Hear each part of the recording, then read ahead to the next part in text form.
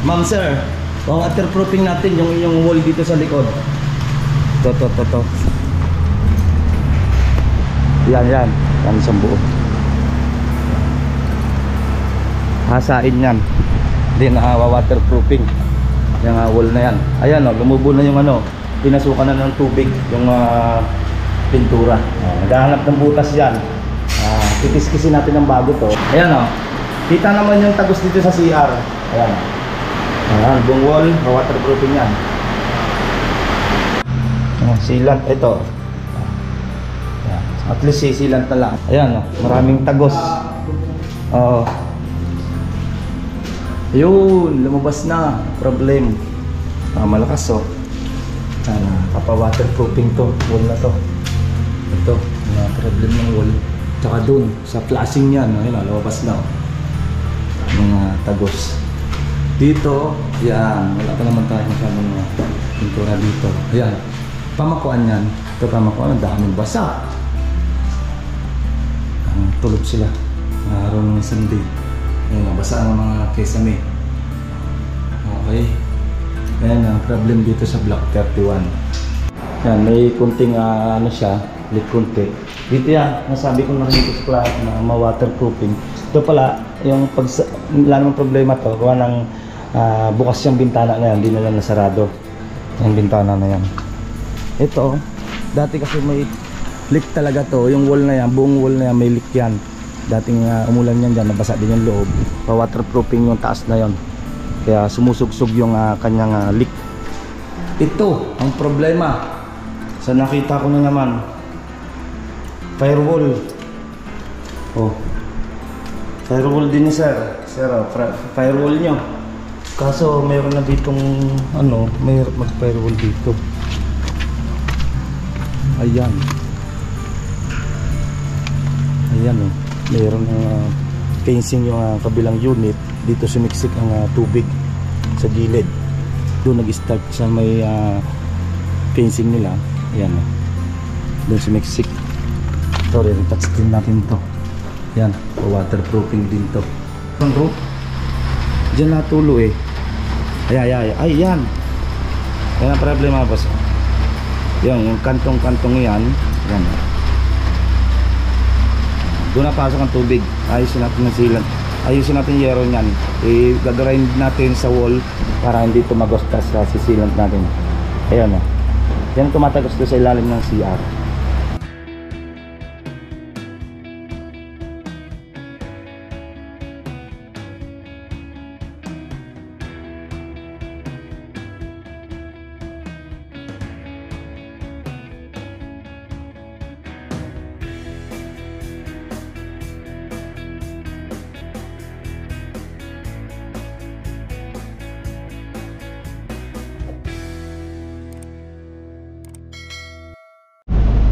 Boss at good morning.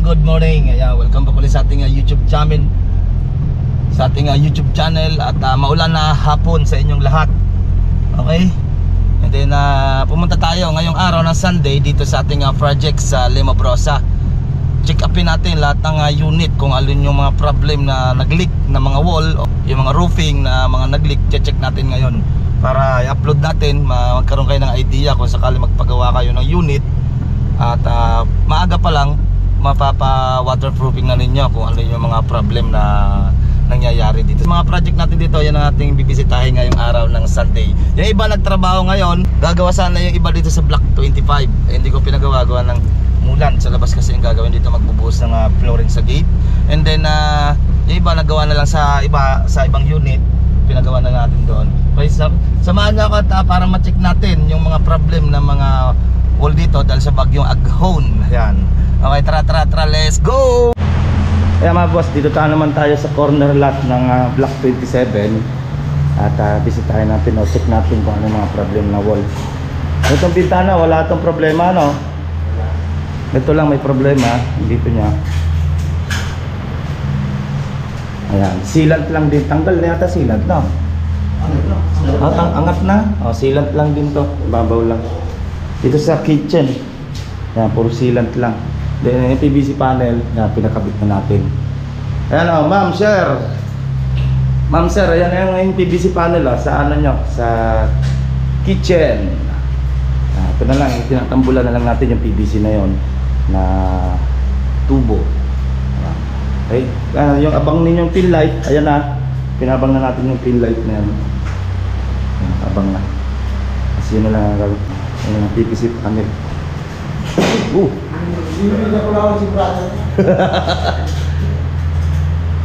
Okay, dito sa CR naman, check natin. Wala naman to sa CR. Ayan, tuyong-tuyo yung bintana ng CR. Tuyong-tuyo siya. Sa may problem tong wall. Automatic, ma'am sir, waterproofing natin yung wall dito sa likod. To. Yan isang buo. Hasain yan. Then waterproofing yung wall na yan. Ayan lumubo na yung pinasukan na ng tubig yung pintura. Naghahanap ng butas yan. Kikis-kisin natin ng bago to. Ito lang naman, tsaka itong kapiraso. Pero yung buong wall na yan waterproofing na para safety. Ayan pinasok na ng tubig. Naghahanap ng butas yan yung mga tubig. Ayan pa yan. Pag na-waterproofing yan, wala na yan. Isang buong wall waterproofing. Dito naman, ayan kita naman yung tagos dito sa CR. Ayan, buong wall waterproofing yan. Okay.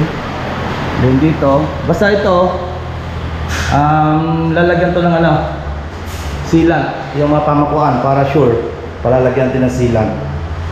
Dito naman mukhang to, mukhang tumabas din sa sealant din to. Puro sealant ng mga bintana ang problem. Dito madali lang kung magkaroon man ng leak dito sa may kaysame, madali na. Dahil pamakuan lang yan, lalagyan natin silang to, wala. Yun to yun.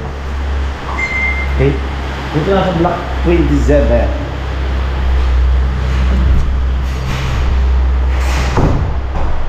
Ito, wala naman dito. Yun tuyo tuyo. Mukhang di pa napunta dito yung hangin Ito lang, yung isang bintana doon, yung isang bintana, and then yung ito lang, yan. Okay. Yan, isang buong wall, waterproofing para safety. Yan. Naghahanap ng butas. Ito pinakamalakas niya, talaga nito.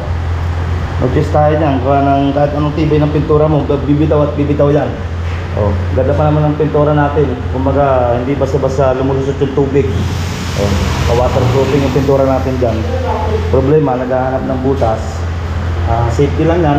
Waterproofing yung wall para wala nang problema. Okay, check naman natin mga boss sa 34, block 34 yung waterproofing natin na unit. Check naman natin ngayon kung may problem din.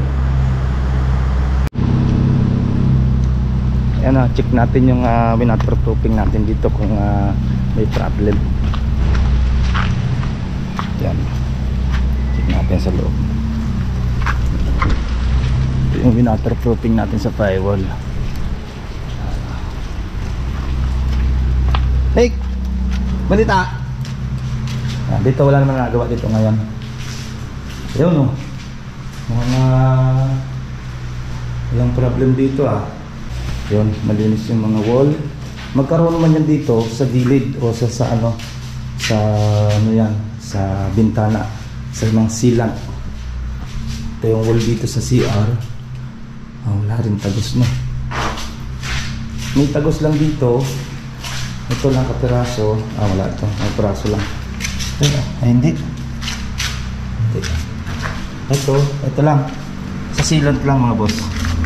Yan, sealant lang ito sa labas. Madali na yan pag sa sealant lang. Basta importante wala dito sa wall.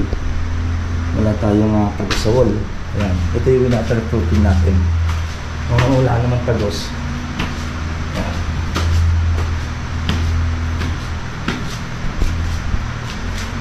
Ayan. Malinis yung mga wool. Nick! Nick! Oh, dito. Ah. Ito rin. Sealant din. Sealant lang. Sealant. Ito. At least sealant na lang. Dito wala na. Dito yung mga boss sa block 34 na winaterproofing natin paikot. Okay, dito wala rin. Yan, wala na. Yan, dito naman tayo sa block 31. Check natin mga boss. Ito, so sabi ko na to sa mga client ko na waterproofing tong firewall nila dito. Dahil kita yung mga crack na malalaki. Obligado nga tumatagos kasi dating may tagos na to yung wall nila. So check natin. Sa labo boy? Tulog. Yan, dito sa 31 konti lang. Dito. Ayan, ito yung tuyo. Dito yan sa block 31. Ayan o. Saan itong basa? Diyan yan sa wall? Ayan o, maraming tagos. Oo. Ayun, lumabas na. Problem. Malakas o. Kapa-waterproofing to. Wall na to. Ito, mga problem ng wall. Tsaka dun, sa flashing yan. Ayun o, lumabas na o. Mga tagos. Dito, ayan. Wala pa naman tayo masyadong pintura dito. Ayan. Pamakuan yan. Ito pamakuan. Ang daming basa. Tulog sila. Araw ng Sunday. Ayan, basa ng mga kesame. Okay. Ayan ang problem dito sa block 31. Kita, dalang tulog. Sa pamakuan lang yan. Madaling solusyonan lang yan. Then ang mga silang dito sa wala naman sa bintana. Sa wall wala. Ito lang, firewall lang na malaki. Ito lang, firewall lang. Yan, yan dyan. Madaling solusyonan na yan. Paahasa talaga yan. Nasabi ko na ito dati na hindi pa kami nag-i-start na obligadong waterproofing tong firewall dahil kita naman ng ebidensya. Lalaki ng crack doon sa likod. Sa taas pala yung tulo. Yan. Check naman natin yung block 37. Yan, block 37 mga boss. Check natin. Kunin natin yung susi.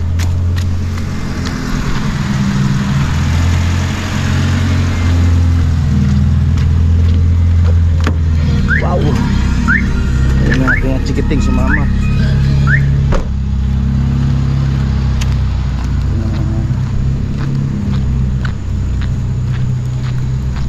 Mga problem para nakikita na natin habang nanabagyo.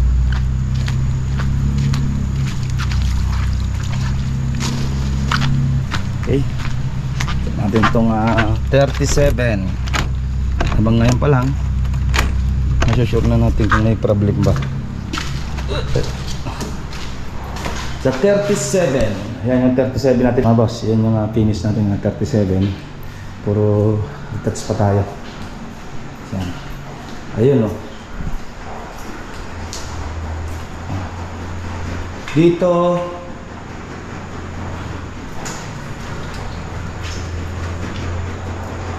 tuyo. Ayan, bukas pala itong bintana. Dito naman sa niya, ayun, sealant din to. Ayan.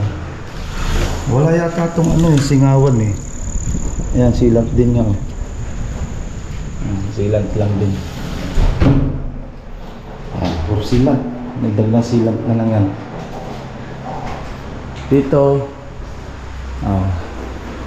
dito naman sabay natulog yan. Dito ayan, may kunting siya, leak kunti. Dito yan, nasabi ko na rin ito sa client na ma-waterproofing. Ito pala yung wala namang problema to, gawa ng bukas yung bintana na yan, hindi na lang nasarado yung bintana na yan. Ito dati kasi may leak talaga to, yung wall na yan, buong wall na yan may leak yan. Dating umulan yan dyan, nabasa din yung loob. Pa-waterproofing yung taas na yon, kaya sumusugsog yung kanyang leak. Dito naman okay na tayo, wala na tayong problema. Yan, nakaano na tayo, PVC panel na tayo dito, paikot. Naglagay natin ventilation nandun na sa dulo para umikot na lang yung hangin niya. Okay, ito yung ginagawang grills dito sa labas. Ay, dito wala naman to, wala nang problema. Tawa naman ito eh, kumbaga naiwan lang bukas yan ng bintana kaya nabasaan yan. Ito na lang, nangalik yan doon sa wall sa second floor. Dito wala na rin, okay na to. Mga bintana tuyo-tuyo. Ito ang problema sa nakita ko na naman, firewall. Oh, firewall din ni sir. Sir, firewall nyo. Kaso mayroon na ditong ano, mayroon mag-firewall dito. Ayan. Ayan oh, mayroon ng fencing yung kabilang unit. Dito sumiksik ang tubig sa gilid. Doon nag-start sa may fencing nila. Ayan oh, doon sumiksik. Ito rin, touch din natin to. Yan, waterproofing din to, may biga. Yan. Tapos to, sealant na lang din yan. Sealant yan, tumulo na yan. Ayan o, lumabas na yung crack. Tubig din, basa na.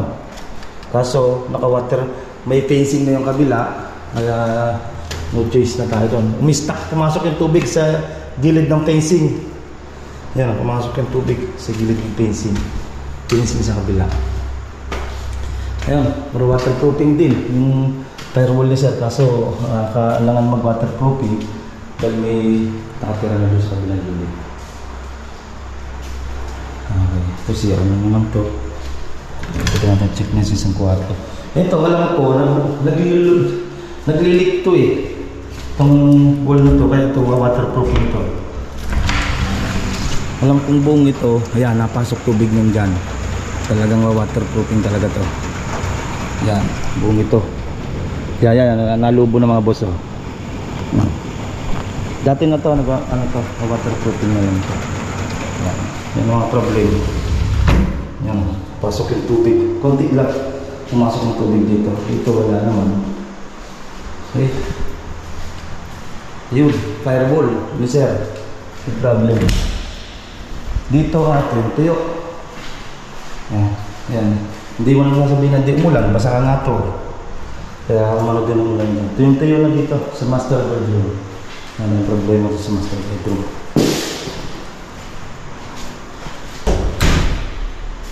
Okay, yan, firewall. Problema nitong isa, yung firewall dito, meron ng yung waterproofing natin, hanggang dito yung fencing nila eh. Yung fencing sa kabila, sumisiksik yung tubig. Yung fencing na yan, mataas pa, nandyan. Sumisiksik yung tubig. Yan. Hindi naman pwedeng pinisin lang natin ito ng pinisin. Babalik at babalik yan mga boss. Kailangan yan, waterproofing muna yung wall sa labas para hindi na bumalik yan. Okay? Last na update natin yung Jasmine. Check natin yung problem ng Jasmine. Dito to sa block 37. Okay?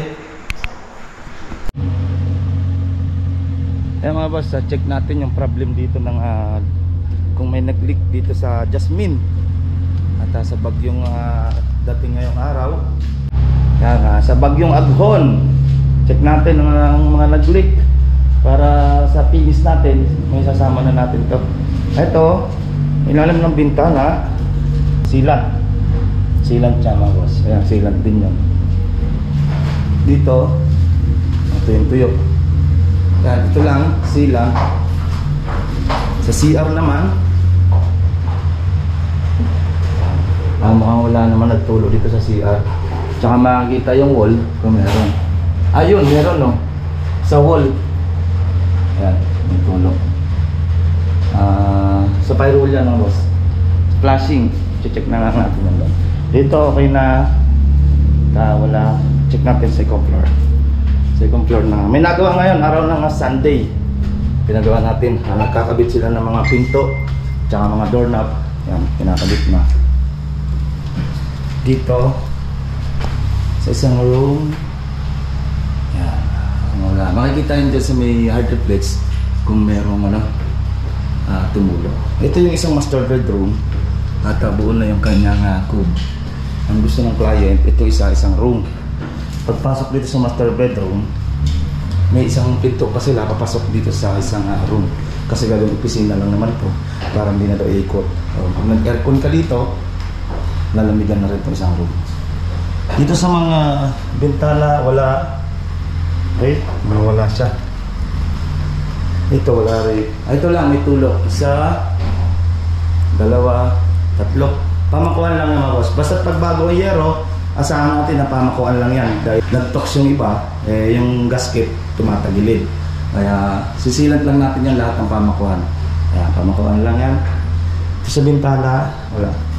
Ang problem nitong isang roof, dyan natulo eh. Ay, yan. Yan ang problema, boss. Yung kantong-kantong yan. Yan. Doon na pasok ang tubig. Ayusin natin ng silat. Ayusin natin yung yero niyan. Gagarind natin sa wall para hindi tumagos sa sisilant natin. Ayan o. Yan ang tumatagos doon sa ilalim ng CR. Itong problem nito, itong sa ibabaw ng CR firewall, and then doon sa may bintana lang, sealant lang. Then ito, tatlong may tulo lang. Ayan, tatlo. Ito naman, wala naman yan dito kasi duplex naman tong unit na to. Okay? Yan. Yan ang update natin sa ating project. Dito wala naman dahil duplex naman yung dikit sa kabila. Okay? Yan ang ating update dito sa Lemo Brosa project natin. At least simulan na para na-check natin kung ano mga problem. At ngayon pa lang, sasama natin sa finish. Okay? Mga boss, dito na lang ating konting update. In-update ko kayo sa bawat unit dahil sa bagyong Aghon. Ayan, check na natin kung ano yung mga problem ng mga wall. Siyempre, no choice naman. Tayo rin ang gagawa niyan.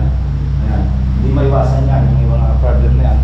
At pero yung ating ginawa doon waterproofing, ayan, wala na tayong problema. Kung magkaroon problema man, sealant na lang din. Lalagyan na natin sealant yung mga pamakuan.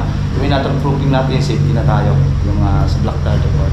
And then, yan ang nasilip nyo sa mga bawat leak ng Linnea at Jasmine. Ito, konti lang yung Jasmine na madali nga solusyonan lang yan. Okay, hanggang dito na lang at maraming salamat sa walang sawang suporta ninyo. Okay, bye-bye. Ingat-ingat kayo. Okay. Ito pong J. Uragon Vlog, napakaganda po ng channel na ito, no? Tungkol po ito sa construction. Actual construction po ang channel na ito, no? Pag pinanood nyo po ito, panalo po kayo sa channel na ito. Napakaganda po ng mga video niya. Lalo na pong magaganda, no, yung mga iba't ibang design niya. Kakaiba po yung mga iba't ibang design niya sa mga kisame. Subukan nyo pong panoorin J. Uragon Vlog na ito. Matutuwa po kayo pag pinanood nyo po yung mga video niya. Maraming salamat po.